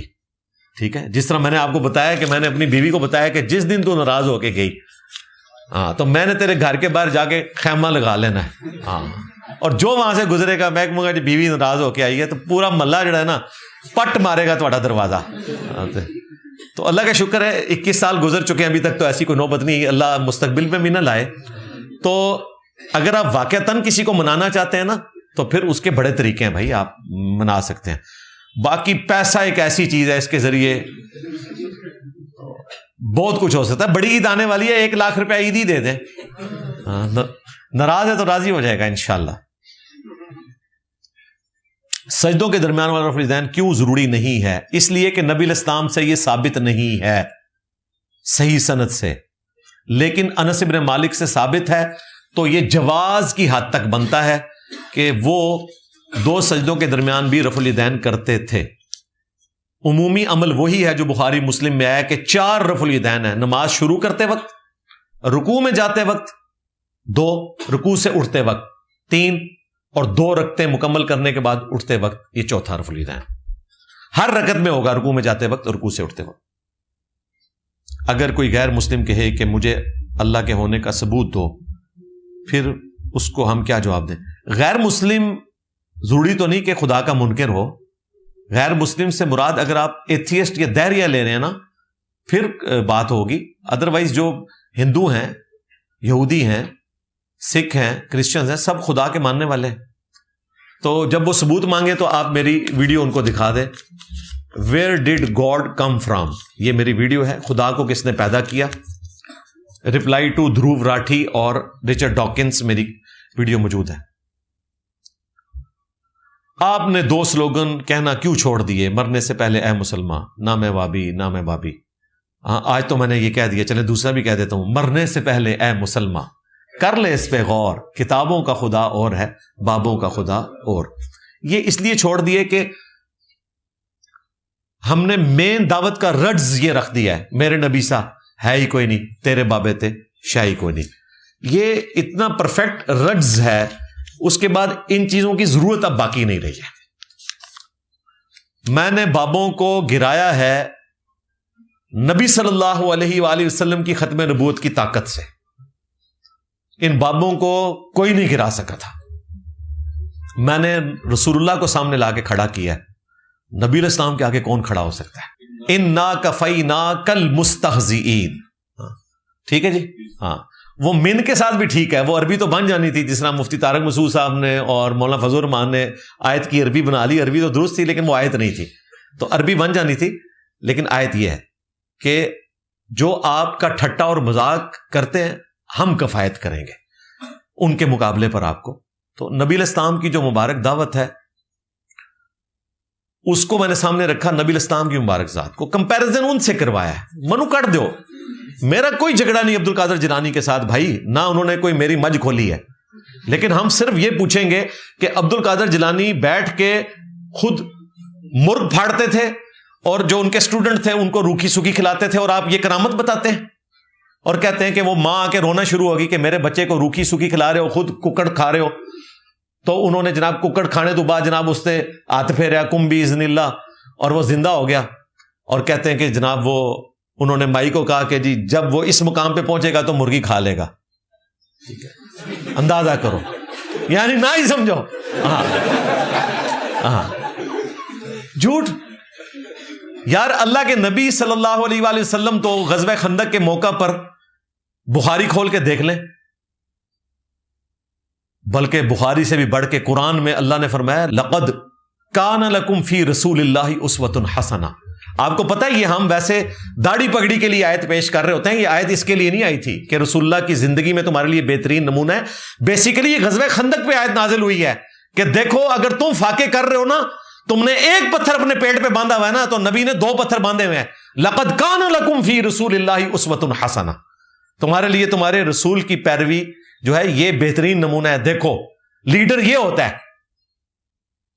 آپ لیڈر بتا رہے ہیں کہ وہ مرغا کھا رہا ہے اور اپنے مرید کو جناب روکھی سوکھی کھلا رہا ہے. ہمارا لیڈر وہ ہے کہ جس نے خود بھی پتھر باندھے ہوئے ہیں، اور جب دعوت کے لیے بخاری مسلم میں آیا کہ ایک صحابی کان میں کہہ کے گئے کہ جی 8-10 بندے لے آؤ، تو نبی علیہ السلام نے ساروں کو کہا کہ جاؤ. کھانا 10 بندوں کا تھا، آپ علیہ السلام نے اپنا لعاب دان ڈالا. بخاری مسلم کے الفاظ ہیں، دعا کی، وہ 10 کھانا 300 کو کفایت کر گیا. اور جب نبی علیہ السلام واپس گئے، جتنا آٹا گوندا ہوا تھا وہ وہیں پہ تھا، سالن وہیں پہ تھا. یعنی اس صحابی نے حضور کو نہیں کھلایا، نبی علیہ السلام کے ذریعے اللہ تعالیٰ نے اس کو بھی کھلایا اور باقی صحاب کو بھی کھلایا. یہ بتانے کے لیے کہ یہ فقر جو ہے یہ اڈاپٹ کیا ہوا ہے. ہم چاہیں تو اپنے نبی کے لیے پہاڑ سونے کے کر دیں، قرآن میں آیا. چاہتے تو ایسا کر دیتے. تو یہ ہم کمپیریزن کرواتے ہیں. تو اس کے بعد مجھے ضرورت نہیں ہے یہ بتانے کی کہ کتابوں کا خدا اور ہے، بابوں کا خدا اور. اب لوگوں کو پتہ چل گیا ہے کہ ہم نے اس کی پیروی کرنی ہے جس کی قبر مدینے میں ہے صلی اللہ علیہ وآلہ وسلم. جیسے پہلے انبیاء کے بارے میں معجزات قرآن میں موجود ہیں، موسیٰ علیہ السلام، عیسیٰ علیہ السلام. نبی علیہ السلام کے بارے میں کوئی معجزہ قرآن سے ثابت کر کے پیش کریں. جی 3 پیش کیے ہیں میں نے. یہ پچھلے دنوں میں نے جو معراج کے اوپر گفتگو کی تھی، اس سے پہلے بھی کئی دفعہ کی، اس سال بھی کی. اس میں نے 3 معجزات بتائے نبی علیہ السلام کے قرآن پاک سے. سب سے بڑا معجزہ خود قرآن. حضرت موسیٰ علیہ السلام کا معجزہ تمہارے سامنے نہیں ہے، قرآن کی وجہ سے ہم مان رہے ہیں. عیسیٰ علیہ السلام کا معجزہ ہمارے سامنے نہیں ہے، قرآن کی وجہ سے مان رہے ہیں. لیکن میرے نبی کا معجزہ آپ کے سامنے ہے. اس زمانے میں بھی صحابہ کرام کو دنیا کی امامت پہ فائز کیا اس کتاب نے، اور آج لیٹسٹ سائنس اتنی ترقی کر چکی ہے لیکن قرآن کی ایک آیت بھی اسٹیبلش فیکٹس کے خلاف نہیں ہے. 100 سال کے اندر کتابیں ختم ہو جاتی ہیں، یہ 1400 سال بعد بھی زندہ ہے قیامت تک کے لیے، کیونکہ ختم نبوت ہو چکی ہے. اب رسول اللہ کا خلیفہ یہ کتاب ہے. انا نحن نزلنا الذکر وانا لہ لحافظون، بے شک اس الذکر یاد دہانی کو ہم نے نازل کیا اور ہم بھی اس کی حفاظت کرنے والے ہیں. یہ معجزہ. دوسرا معجزہ معراج النبی کا معجزہ صلی اللہ علیہ وآلہ وسلم. یہ معجزہ تھا کہ اللہ تعالیٰ نے راتوں رات اپنے بندے خاص کو بیت اللہ سے بیت المقدس کی طرف ٹریول کروایا. 40 دن کا سفر تھا. ایک رات میں ہوا، نبی علیہ السلام واپس آئے، صحابہ کرام کو بتایا، اور اسی کی وجہ سے سیدنا ابوبکر نے جو تصدیق کی تو صدیق لقب مشہور ہوا. تو یہ نبی علیہ السلام کا وہ معجزہ ہے جو قرآن پاک میں رپورٹ ہوا ہے. اور تیسرا چاند 2 ٹکڑے کرنے کا معجزہ. اقتربت الساعہ وانشق القمر، قریب آ گئی قیامت اور چاند ہو گیا 2 ٹکڑے. یہ قیامت کی نشانی ہے. مسلم شریف میں حدیث ہے، میں اور قیامت اس طرح ساتھ بھیجے گئے جس طرح یہ 2 انگلیاں. رسول اللہ کا دنیا میں آنا بھی قیامت کی نشانی ہے صلی اللہ علیہ وآلہ وسلم، کیونکہ آپ آخری پیغمبر ہیں، آپ کے بعد کسی پیغمبر نے نہیں آنا، اب قیامت ہی آئے گی. عیسیٰ علیہ السلام جو آئیں گے وہ امتی کی حیثیت سے آئیں گے، نبی وہ پہلے سے ہیں، فالو انہوں نے قرآن و سنت کو ہی کرنا ہے. تو 3 معجزات قرآن میں رپورٹ ہوئے ہیں. قرآن، واقعہ الاسراء والمعراج زمینی سفر سورہ بنی اسرائیل میں، معراج آسمانی سفر سورۃ النجم میں، اور تیسرا چاند 2 ٹکڑے کرنے کا. ویسے اگر آپ کورالری بنائیں تو ایک اور معجزہ بھی ہے. سورہ یونس میں اللہ تعالیٰ نے فرمایا، اے نبی ان سے فرماؤ، ہے اتنی عمر تم میں گزار چکا ہوں، کیا تم نے مجھ سے اس طرح کی کوئی بات پہلے سنی تھی؟ یعنی میرا کریکٹر گواہ ہے اس بات کے اوپر کہ میں جھوٹ نہیں بولتا، تو کیا میں نے اللہ پر جھوٹ باندھنا تھا کہ میری طرف وحی آئی ہے؟ تو نبی علیہ السلام کا اعلان نبوت سے پہلے کا جو کردار ہے وہ خود بہت بڑا معجزہ ہے. نبی اپنی پیدائش سے لے کر دنیا سے تشریف لے جانے تک اللہ تعالیٰ کی حفاظت میں ہوتے ہیں، معصوم ہوتے ہیں، چاہے اعلان نبوت کیا ہو یا نہ ہو، اللہ کی پروٹیکشن میں ہوتے ہیں. یہ بھی معجزہ ہے. تو 3 تو میں نے وہ والے معجزے بتائے جو، باقی 17 معجزات میں نے بخاری مسلم سے ریکارڈ کروا دیے ہیں. مسئلہ 131 ABC 3 ویڈیوز ہیں، دیکھ لیں.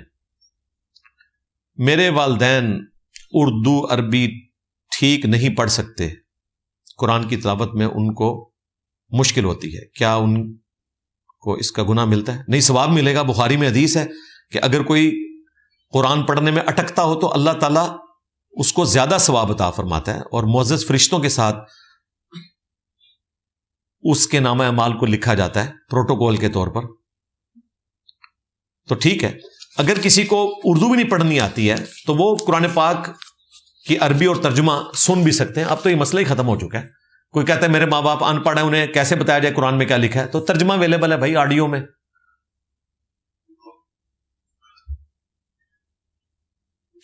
مجھے سلیپ پیرالیسس ہوتا ہے، یہ یعنی وہ جو اٹھنے کے بعد بھی تھوڑی دیر تک لگتا ہے جسم اپنی جگہ، یہ والا سوتے ہیں تو جسم جکڑتا پھر ایک دم. ہاں تو ہوتا ہے تو لوگوں کے ساتھ. اس میں کون سا مسئلہ ہے ان کو؟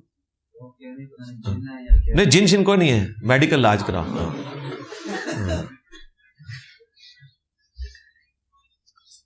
پیروں سے تعویذ لینے پر اصرار کرتے ہیں، ان کو کہ جی ہمیں پیروں سے ایسا تعویذ لے کے دیں کہ IMF کا پاکستان کا قرضہ اتر جائے. 2 ہفتے پہلے ایک بھائی آئے، وہ کہتے ہیں جی میری نظر لگ جاتی ہے لوگوں کو. تو میں نے کہا جی مہربانی کرو ایک نظر کرم ذرا ٹرمپل مارو تے ایک مارو نیتن کیا ہوا، سانو بھی پتہ لگے واقعی تہاڈی نظر لگتی ہے کہ نہیں لگتی. میں تعویذ گلے میں ڈالا ہوا ہے. اچھا تعویذ، اچھا تعویذ میں لکھا کیا ہوا ہے یہ تو آپ نے بتایا ہی نہیں ہے. یہ جس کا بھی سوال ہے اس تعویذ کو کھول کے دیکھے کیا لکھا ہوا ہے اس پہ. اگر تو کوئی شرکی الفاظ نہیں ہے تو بٹوے میں پڑھا رہے کیا لیتا ہے آپ کا یار؟ پڑھا رہے رومن لکھا تو فراڈ ہی ہے نا. اندازہ کریں، مجھے اب یاد آیا، یہ ہمارے جو طاہر اشرفی صاحب ہیں حافظہ اللہ،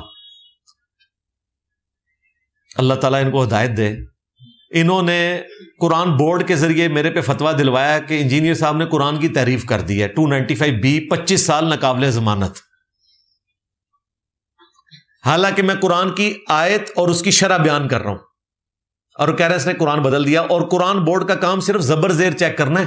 قرآن بورڈ کا یہ کام نہیں ہے کہ وہ یہ چیک کرے کہ اس نے ترجمہ ٹھیک کیا یا نہیں کیا، ورنہ تو اعلیٰ حضرت کے نزدیک دیوبندی اور اہل حدیث کے ترجمے ایسے ہیں کہ جو ان کے نزدیک کفر میں مبنی ہے. لو سامو یعنی طاہر اشرفی صاحب کافر ہیں اعلی حضرت کے نزدیک, دیوبندی نا, لو سامو.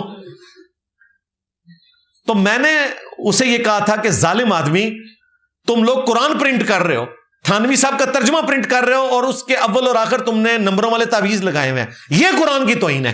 295 اس پہ لگنی چاہیے کہ قرآن کے سٹارٹ میں نمبروں والے تعویذوں کا کیا, سورتوں کے تعویذ, سورہ یاسین کا تعویذ, فلانے کا تعویذ, یہ قرآن کی تعریف نہیں ہے کیا؟ اللہ تعالیٰ نے آسمان سے قرآن کے ساتھ یہ بھی نازل کیا ہوا تھا. اسی طریقے سے جو اللہ کے اور پیغمبر کے نام لکھے ہوئے ہیں ان میں کئی نام ایسے ہیں جو ثابت ہیں, جو نہیں ثابت, وہ ساتھ پرنٹ کیوں کرتے ہو؟ لانا سے کرو. قرآن کے اندر صرف قرآن ہونا چاہیے یا اس کی عربی کا ترجمہ, دیٹس آل. اپنے لوچنا فرائی کرو بیچ میں آ کے. تو اس میں بھی یہ نمبر والا تو چھوڑ دیں, یہ جاتے ہوئے دریائے جہلم سے آپ نے نا نیچے اس کو پھینک دیا. آپ کہتے ہیں کہ قادیانیوں کے پیچھے نماز نہیں ہوتی. جی بالکل, کیونکہ اس پر اجماع ہے, مگر مشرک کے اوپر بھی اجماع ہے کہ ان کے پیچھے نماز نہیں. کہاں سے اجماع ہے اللہ کے بندو؟ جن کو تم مشرک کہہ رہے ہو وہ کہہ رہے ہیں کہ امام کعبہ کے پیچھے نماز نہیں ہوتی. تسی پہلے اپنے امام نو سنبھالو. تسی اتنے بیٹھے ہو مشرک کے پیچھے نماز نہیں ہوتے. اچھا یہ اہل حدیثوں کا مسئلہ ہے, یہ بےچارے اپنے اس چھوٹے سے کنویں میں رہتے ہیں اور سمجھتے ہیں پوری دنیا اس طرح سوچتی ہے. یہ آج توحید کی باریں تمہاری وجہ سے نہیں ہیں. اللہ نے اس پلیٹ فارم کی برکت سے توحید کی دعوت کو دنیا میں اتنے بڑے لیول پہ عام کیا ہے. آج تم بھی سر اٹھا کے چل رہے ہو اور کہہ رہے ہو جی مشرک ہے اور فلانا ہے, تو انو تو کوئی نکلن نہیں دیتا. اور بزدلی دیکھ لیں, میں بتا رہا ہوں آپ کو کہ یہ کل پوڈ کاسٹ اس کی اپلوڈ ہوئی ہے. مادھو لال حسین, وہ ایک حسین نامی بزرگ جو ہے مادھو لال لڑکے پہ عاشق ہوا ہندو, اس کے بارے میں وہ حضرت معاذ اللہ ناشتے والی سرکار شام علیہ زہیر سے سوال ہوا ہے, اس نے سوال کرنے سے روک دیا ہے. کہتا ہے جی اس سے پھر پتہ ہے وہ مسئلہ کھڑا ہوگا, مقدمہ بازی شروع ہو جاتی ہے اور یہ معاملات. اے انہاں دی توحید جے ڈردے جے, اللہ نے محروم کر دیا. بنو امیہ کا جو بھی دفاع کرے گا وہ توحید سے بھی جاتا رہے گا. ماموں پارٹی گئی, ماموں کر دے مر گئے. ہاں قرآن کہتا ہے دوسروں کے خداؤں کو برا مت کہو. تو حضرت ابراہیم علیہ السلام اور رسول اللہ علیہ وسلم نے بت کیوں توڑے؟ یا بت توڑے نا, گالی تو نہیں دی نا ان کو, وہ توڑے نا. گالی گلوچ کرنا منع ہے. جب اللہ تعالیٰ طاقت دے گا تو یہ کرنا ہے. اور دوسری بات, رسولوں کو تو اللہ تعالیٰ نے دین کو اسٹیبلش کرنے کے لیے بھیجا ہے, تو بت پرستی کا خاتمہ تو کیا جائے گا اس ایریے میں جہاں پہ اللہ فرمائے گا. یہ نہیں کہ پوری دنیا کے بت ہم نے توڑ دینے ہیں. سرزمین عرب میں بت پرستی نہیں ہونی چاہیے. باقی ہندوؤں کو رائٹ ہے دوسرے ملکوں میں رہے, کوئی مسئلہ نہیں ہے. عرب کی سرزمین میں بت پرستی کی اجازت نہیں ہے. باقی جگہ بھی شرک ہی ہے, لیکن ہندوؤں کو بھی جینے کا حق ہے جس طرح جیوز کو, کرسچنز کو, مسلمانوں کو ہے.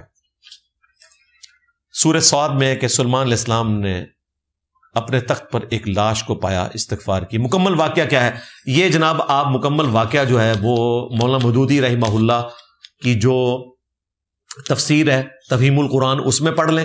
اور ایران والوں نے سلیمان علیہ السلام کے اوپر ایک فلم بھی بنائی ہے, اس میں انہوں نے بڑے اچھے طریقے سے اس کو بریف کیا ہے کہ انہیں کیا نظر آیا تھا. کیا مسلمانوں کو یورپین یونین کی طرح اتحاد نہیں کرنا چاہیے؟ بالکل کرنا چاہیے. وہ ہمیں ملکوں میں بانٹ کر خود اتحاد کر کے بیٹھے میں. آپ کہتے ہیں کہ ملک بن گیا, اب ہمیں اسی میں رہنا چاہیے. تو جناب یورپ والے بھی تو اپنے ملک میں ہی رہ رہے ہیں نا. یہ تو نہیں ہے کہ جرمنی اور فرانس نے ورلڈ وار 2 کے بعد صلح کی ہے تو جرمنی ملک ختم ہو گیا, فرانس ختم ہو گیا. نہیں, کو ایگزسٹ کر رہے ہیں. ملک تو رہیں گے, نیشن سٹیٹس تو رہیں گی, اس کے علاوہ تو چارہ کوئی نہیں ہے. اب ظاہر ہے اب ماڈرن ورلڈ ہے, اس میں اسی طریقے سے چلنا ہے. اتحاد ہونا چاہیے. اتحاد ہو گیا نا جی, اللہ کا شکر ہے. پاکستان اس وقت لیڈر ہے انشاءاللہ تعالی. OIC بنی ہوئی ہے, اللہ کرے OIC سے نکل کے وہ واقعتاً OIC بن جائے. آپ نیشن سٹیٹس کو سپورٹ کرتے ہیں. میں کہ پوری دنیا منی بیٹھی ہے, میرے کھاتے کو پایا یار. میں نیشن سٹیٹس تو نہیں بنائی, مگر آپ اس میں رہتے ہوئے کسی مسلمان کی مالی مدد نہیں کر سکتے جب تک کہ وہ ہمارے ملک میں نہیں. بالکل آپ غلط کہہ رہے ہیں میرے بھائی. جماعت اسلامی کی الخدمت فاؤنڈیشن یہاں سے غزہ کے مسلمانوں کو ٹینٹس دے رہی ہے, راشن دے رہی ہے. مصر کا لنگر بعد میں پہنچا ہے, پاکستان کا لنگر جو ہے الخدمت فاؤنڈیشن کا غزہ میں پہلے پہنچ گیا. تو یہ آپ بالکل غلط کہہ رہے ہیں. مدد کرتے ہیں ایون نان مسلم کنٹریز میں. پچھلے دنوں سری لنکا میں سیلاب آیا, پاکستان سے کتنے جہاز گئے, نان مسلم کنٹری تھا. تو نیشن سٹیٹس تو مدد کرتی ہیں. 2005 8 اکتوبر کے زلزلے میں پوری دنیا نے آپ کو ٹینٹس دیے لیکن آپ کے مسلمانوں نے بیچ کھائے، کمبل دیے لیکن مسلمانوں نے بیچ کھائے. پوری دنیا مدد کرتی ہے، کیوں نہیں مدد کر سکتے؟ اگر مدد کرنا آپ یہ کہہ رہے ہیں کہ آپ نے اسلحہ اٹھا کے وہاں جانا ہے تو بھائی کوئی فائدہ نہیں ہے. کیوں کہ آج آپ بیلچے پہ گولی نہیں روک سکتے. وہ پرانے زمانے میں حضرت سلطان رائی روکا کرتے تھے. اس کے لیے پراپر ٹریننگ چاہیے بھائی، اور ٹریننگ فوج کے بغیر ہے نہیں، اور فوج میں آپ نے پراپر طریقے سے بھرتی ہونا ہے ورنہ آپ کو ٹریننگ کرانی نہیں ہے. تو یہ اتنا آسان معاملہ نہیں ہے. ختم یا 11ویں کیوں حلال یا حرام ہے؟ دیکھیں، جو 11ویں اصالہ ثواب کے لیے ہو نا تو ہم اس کو حرام نہیں کہتے اگر اللہ کے نام کی ہے، صرف اس عمل کو بدعت کہتے ہیں کہ یہ نبی الاسلام صحابہ تابعین سے ثابت نہیں ہے. اگر اللہ کے نام کی نیاز ہو اور مردوں کے اصالہ ثواب کے لیے ہو، اپنے رشتہ داروں کے لیے بالخصوص، تو وہ تو ثابت ہے، وہ آپ کریں، دعا بھی کریں، ان کی طرف سے صدقہ خیرات بھی کریں. اصالہ ثواب کے 10 طریقے میری ویڈیو دیکھ لیں. آپ کے نزدیک صحیح حدیث حجت ہے، لیکن خود محدثین جیسے امام بخاری، امام مسلم کے معیار میں بھی فرق ہے. کئی احادیث ایک کے نزدیک صحیح، دوسرے بالکل ٹھیک ہے. اس میں سے کیا نکلا؟ ڈاکٹری تو کہیں نہیں ٹوٹی بھائی. آپ مجھے بتائیں امام بخاری، امام مسلم کے عقیدے میں کہاں فرق ہے؟ کوئی فرق نہیں. امام بخاری ابو داؤد کی جو روایت ہے نا، ان اللہ حرم علی الارض ان تاکل اجساد الانبیاء، بے شک اللہ تعالیٰ نے حرام کیا ہے نبیوں کے حق میں کہ مٹی ان کے جسموں کو کھائے. امام بخاری اس حدیث کو ضعیف کہتے تھے، لیکن اس عقیدے کو صحیح سمجھتے ہیں. اور خود امام بخاری صحیح بخاری میں لے کے ہیں کہ حضرت عمر کا پاؤں آلموسٹ کوئی 67 ایئرز کے بعد ان کی شہادت کے، جب حجرہ عائشہ سلام اللہ علیہا کی دیوار گری تو وہ باہر نکل آیا. لوگ استغفار پڑھنا شروع ہو گئے کہ یہ نبی الاسلام کا پاؤں نکل آیا. عروہ کو بلوایا گیا. عروہ ابن زبیر، عبداللہ ابن زبیر کے چھوٹے بھائی اور حضرت زبیر کے بیٹے تابعی تھے، حضرت عائشہ کے محرم تھے. تو انہوں نے بتایا یہ حضرت عمر کا پاؤں ہے. پھر پاؤں اندر کر کے دفن کر دیا گیا. تو خود تو امام بخاری یہ لکھ رہے ہیں کہ حضرت عمر کا پاؤں بھی سلامت نکلا ہے 65 سال کے بعد. تو اس عقیدے کو درست مانتے تھے. تو عقیدے کا اختلاف بتائیں گے پھر اگلی بات ہوگی. اختلاف ہو سکتا ہے، بعض اوقات روایتوں میں اختلاف ہوتا ہے، لیکن اس سے جو عقیدہ ڈیڈکٹ ہو رہا ہے وہ کسی اور جگہ سے ثابت ہو رہا ہوتا ہے.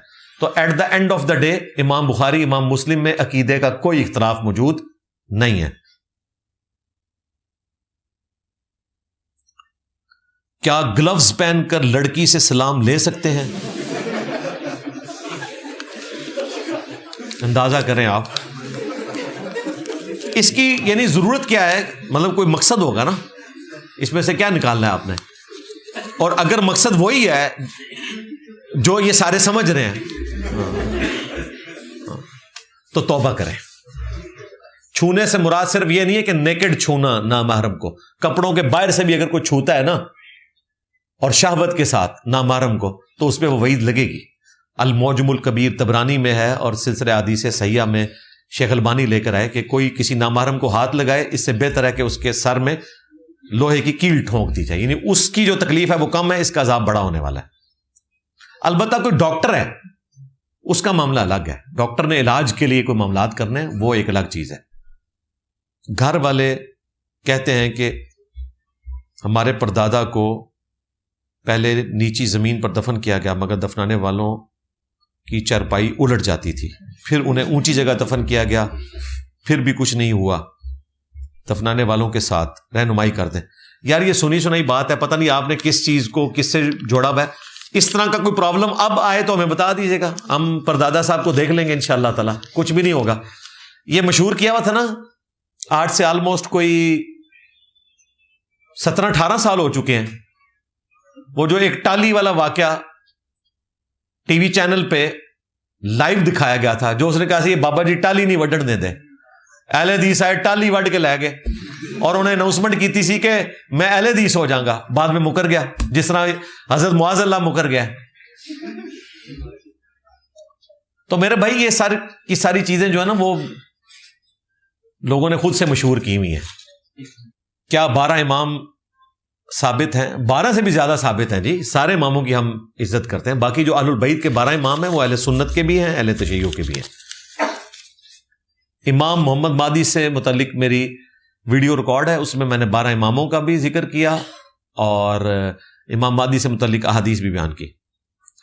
جب کسی مولوی سے کوئی سوال پوچھیں تو وہ اپنی چرب زبانی کی وجہ سے چپ کرا دیتا ہے. نہیں کروا سکتا جی, میرے بات ہے, بالکل نہیں کرا سکتا. کوئی گل لکھو گے چپ کراندا ہے, اسی تانوں ایسا رینچ دیاں گے کہ ساری جڑی لیک ٹوٹیاں نے انہاں دیاں کسیاں جان گیاں انشاءاللہ تعالی. دسو منو کیڑی گل انہیں کیتی ہے جڑا چپ کرا دیندا ہے چرب زبانی تو. ہر بات کا جواب ہم نے دیا ہوا ہے الحمدللہ.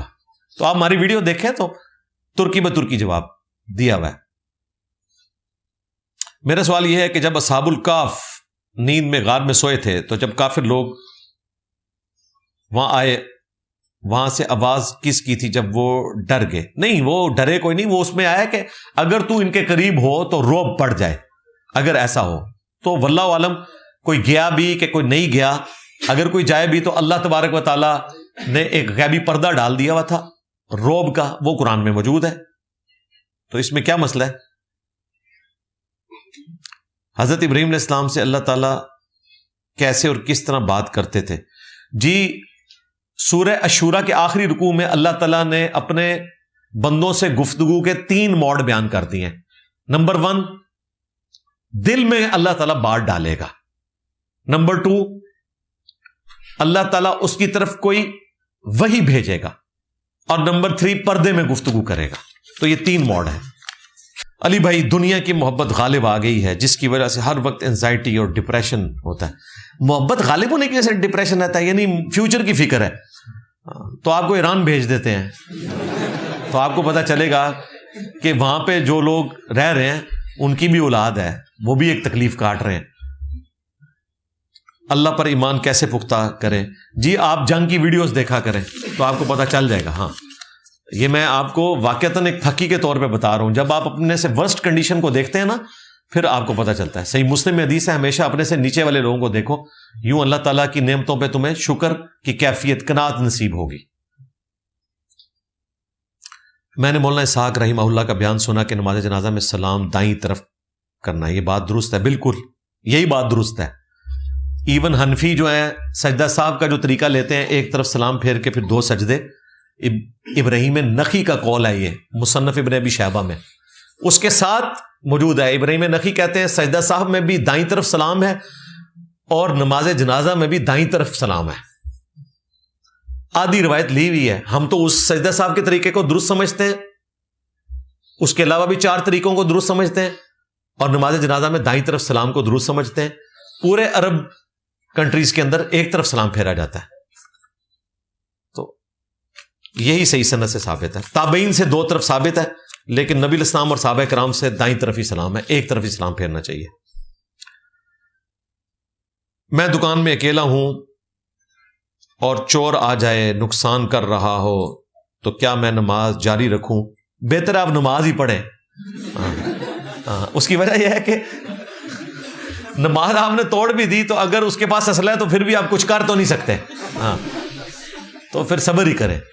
اور اگر آپ کچھ واقعتاً کر سکتے ہیں اور آپ اتنے پھرتیلے ہیں کہ اس کو قابو کر سکتے ہیں تو نماز آپ توڑ دیں گے. بالکل, یہ نہ ہو کہ جان سے ہی جاتے رہیں. اس چیز کا بھی آپ نے خیال رکھنا ہے. جب کانفیڈنس ہو تو پھر آپ رسک لیں.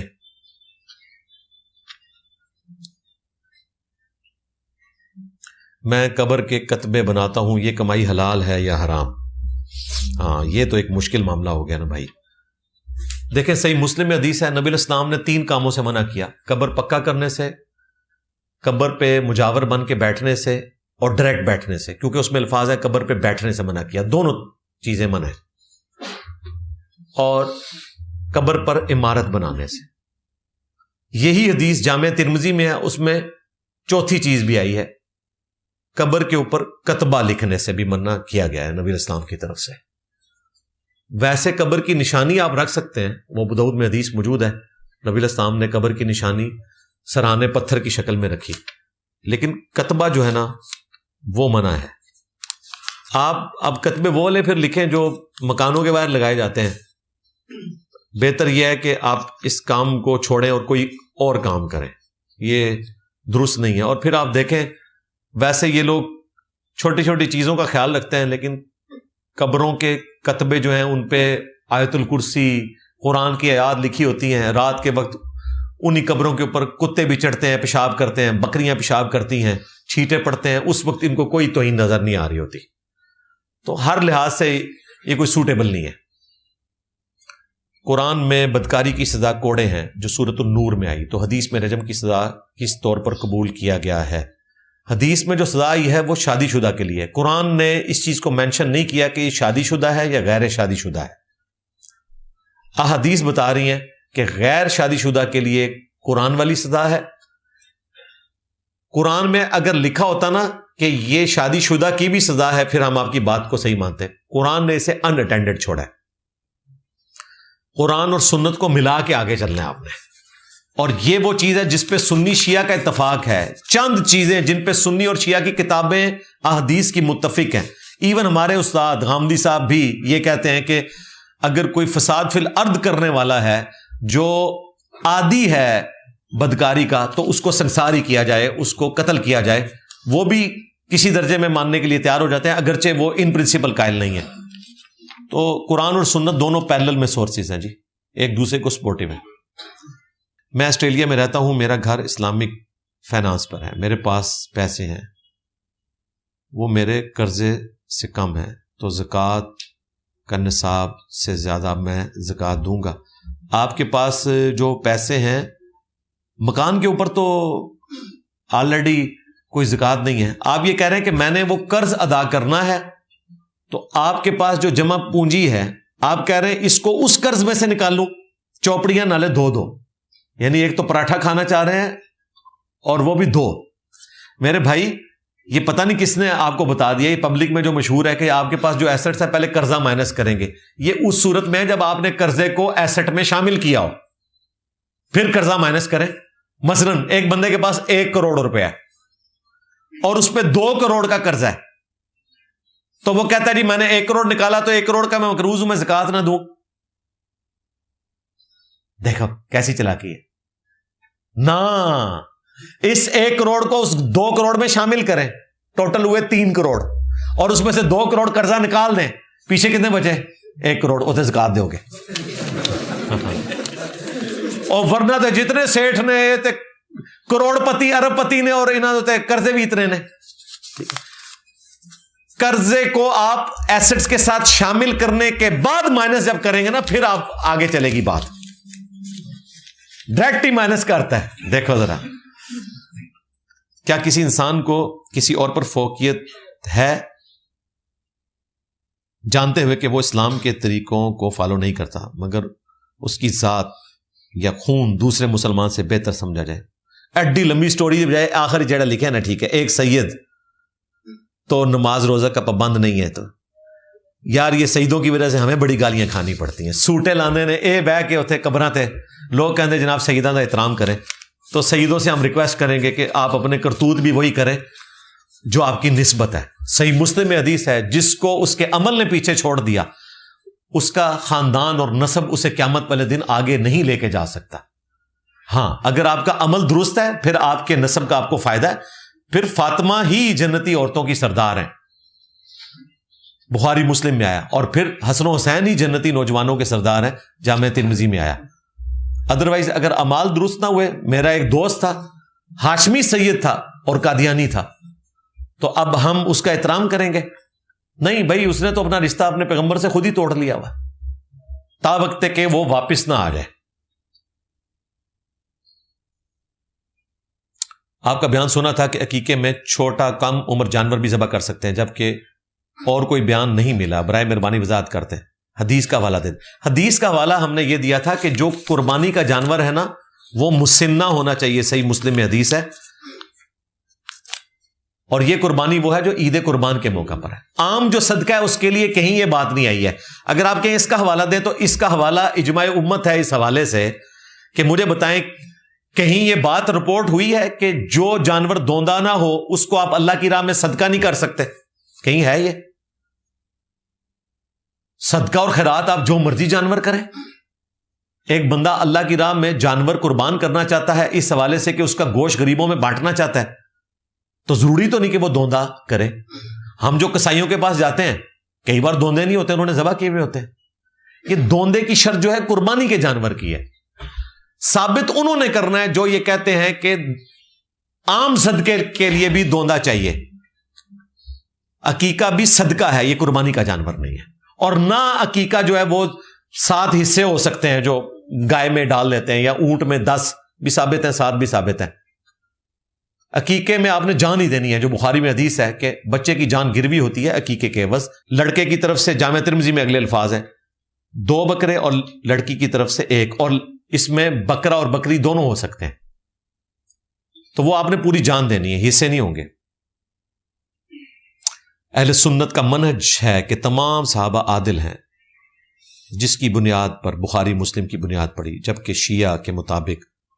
شیعہ اور معتزلہ کے مطابق یہ اصول درست نہیں ہے.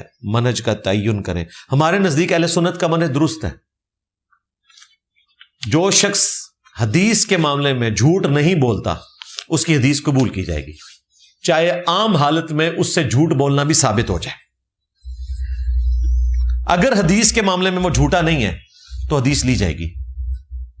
سنن ابی داؤد میں موجود ہے نا، حضرت معاویہ رضی اللہ تعالیٰ عنہ سے حدیث روایت کر رہے ہیں ایک واسطے سے امام ابن سیرین تابعی، اور وہ کہتے ہیں وَقَانَ معاویہ لا یتہم فی حدیث رسول اللہ.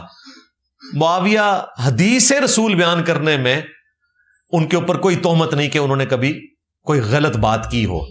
یعنی ویسے ان پہ تہمت ہے، ان کے سیاسی معاملات کی وجہ سے انہوں نے مولا علی سے جنگ کی ہے، اور اپنے ماننے والوں کو مولا علی کے خلاف بھڑکانے کے لیے کیا کچھ نہیں کیا وہ ہمیں پتہ ہے. لیکن حدیث رسول انہوں نے کبھی جھوٹی بیان نہیں کی، لہذا حدیث ان کی لی جائے گی. تو یہ سنن ابی داؤد میں حدیث ہے 4129 4129. اس میں آگے الفاظ ہیں، آپ دیکھیں.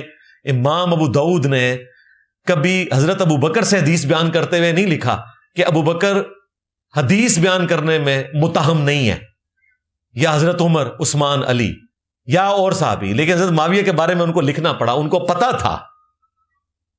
اور یہ انہوں نے نہیں لکھا، یہ ابن سیرین تابعی نے 110 ہجری میں فوت ہوئے، امام حنیفہ کے استاد ہیں.